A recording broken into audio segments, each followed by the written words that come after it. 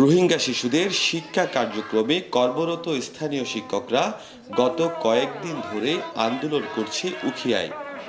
তাদের দাবি, রোহিঙ্গাদের রেখে স্থানীয়দের চাকরি থেকে সরানো হচ্ছে।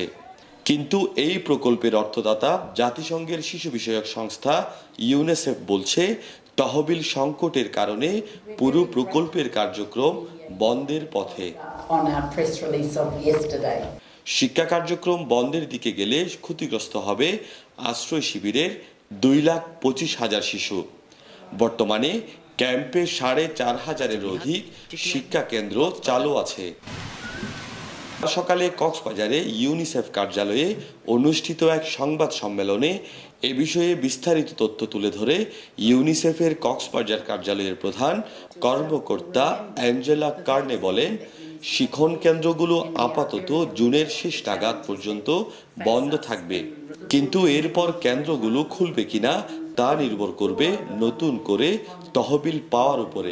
Right now, I think you need to know that the host community volunteers and আমাদের যে লার্নিং সেন্টারগুলো আছে সেগুলো 29শে জুনের পরে পর্যন্ত আপাতত বন্ধ, এবং তারপরে খুলবে কিনা আমরা বলতে পারছি না। যদি ফান্ডিং যদি অ্যাভেলেবল থাকে তাহলে সেগুলো খুলবে।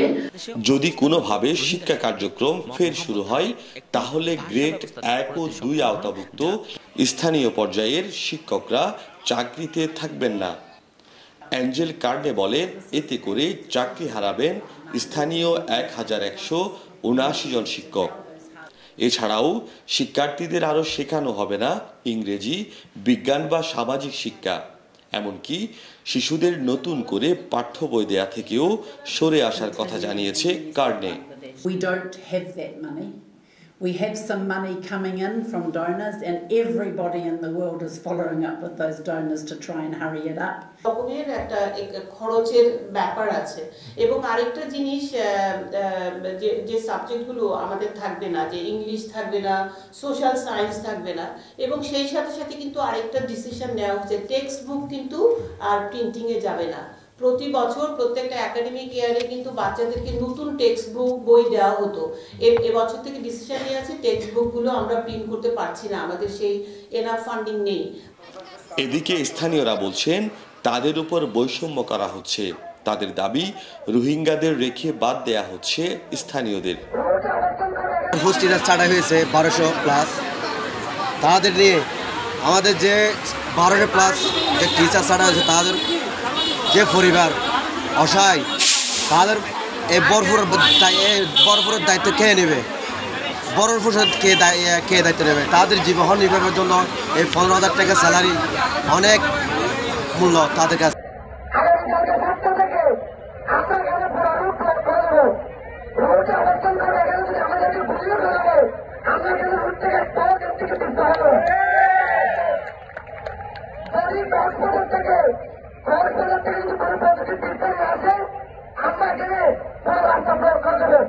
কিন্তু ইউনিসেফের এই কর্মকর্তা বলেন, এমন কিছু নয়।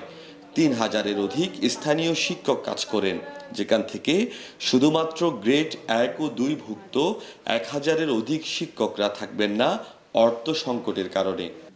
The host community volunteers in grade kindergarten, grade 1 and 2 will stop being paid. So those community volunteers, they are 1,179, were given notice that from the end of June there'll be no more funding for them. স্থানীয়দের চাকরি থেকে বাদ দিলে তার প্রক্রিয়া ভালো হবে না বলেই মনে করছেন শরণার্থী ত্রাণ ও প্রত্যাবাসন কমিশন। এটা তো আমাদের পলিসির বিরুদ্ধে। আমরা চাই যে এডুকেশন থাকুক, এবং এডুকেশনের মাধ্যমেই তো তারা মিয়ানমারের নাগরিক যে এটা প্রমাণিত হয়, কারণ তারা মিয়ানমার কারিকুলাম পড়ে, এবং এটার মাধ্যমে তাদের মধ্যে একটা রিমাইন্ড থাকে যে তারা বাংলাদেশে থাকবে না, তারা তাদের দেশে ব্যাক করবে। সুতরাং এটা আমাদের পলিসির বিরুদ্ধে যায়। এক সেকেন্ডে হচ্ছে এর মাধ্যমে বাংলাদেশের শিক্ষকরা যে চাকরিচ্যুত হয়, এতে আমরা আমাদের স্থানীয় লোকজন ক্ষতিগ্রস্ত হবে। অন্যদিকে রোহিঙ্গা নেতারা বলছেন, বিশ্বের সবচেয়ে অসহায় হলো রোহিঙ্গা শিশুরা। তাদের কাছে শিক্ষাটা বিলাসিতা নয়, এটি তাদের সুরক্ষা বল হিসেবে আছে। তানভীর শিপু, TTN, কক্সবাজার।